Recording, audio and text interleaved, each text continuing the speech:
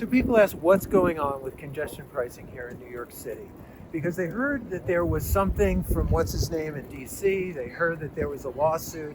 People are concerned that the program's going to get shut down before it's even had time to be tried out. Well, let me tell you something.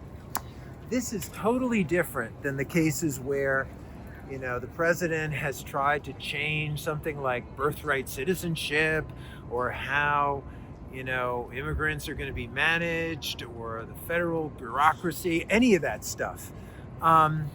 This is an action for declaratory relief to get the court to rule that, in fact, New York City's congestion pricing program can continue, and the letter from Secretary of Transportation Duffy is a nullity.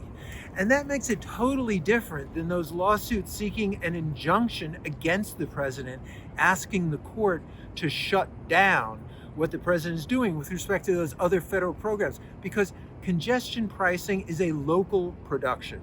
It does not use any of the instruments or agencies of federal government or power in order to operate. So there is no way for the federal government to pull the plug on congestion pricing. All it can do is threaten that it may do something to prevent the program from going forward. And so that was the reason for the lawsuit, seeking declaratory relief from the court that New York State and New York City can just continue with its congestion pricing program.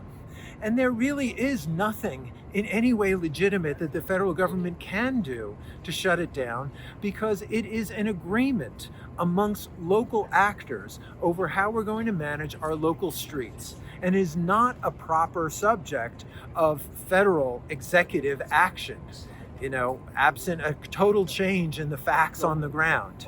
So we're going to have congestion pricing, and it will not be shut down until the federal government either gets a court to order New York to shut it down, which is not going to happen because congestion pricing has already been challenged in all the federal courts, District of New York, District of New Jersey. There's been so many courts that have ruled it is an absolutely constitutional, lawful program.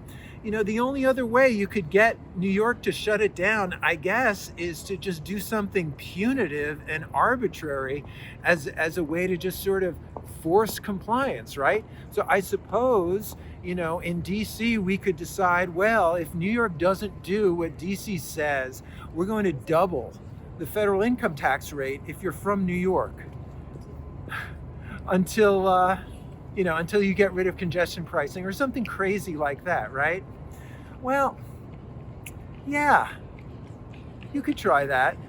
I wish you would, actually, because then we'd know really what we're dealing with here, right? So if it's just going to be a matter of pure coercion and absolutely no legal basis for doing it, let's just know that that's what we're dealing with.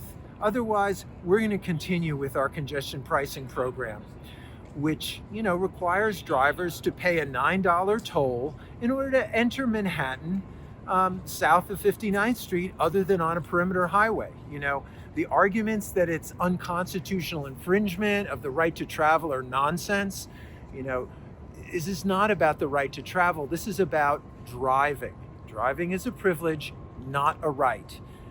The argument that there's no way for drivers to get through is wrong, because we've left a path.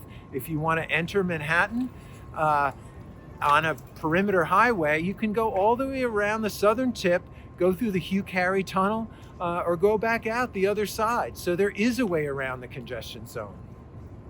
None of the arguments against congestion pricing hold water, least of all the argument that somehow it's causing a recession or economic crisis for the people of New York. Nothing could be further than the truth. From the truth. Here in New York, people are out. As soon as the weather got a little bit warmer, they were out in droves today, going out to eat, going shopping, enjoying the people watching, enjoying the good weather. And you know what? Far from diminished economic activity as a result of congestion pricing, I think we saw a flowering of it prematurely. Spring is not yet even here. And yet Because there's fewer cars, people feel so much more comfortable and are able to enjoy the city when it's not constant noise and honking and threats of being cut off or hit or worse by the drivers. So there's no basis for shutting down the program in law, in policy, in fact, or in logic. Let's just get on with it.